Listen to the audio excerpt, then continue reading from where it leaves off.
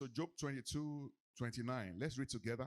When men are cast down, then thou shalt say, there is a lifting up, and he shall save the humble person.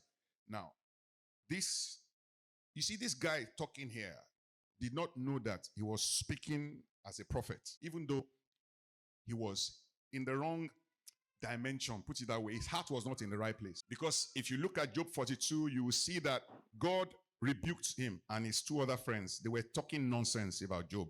God said, you were talking about me in an inaccurate way. May we talk about God accurately. But he was speaking by the Spirit of God here.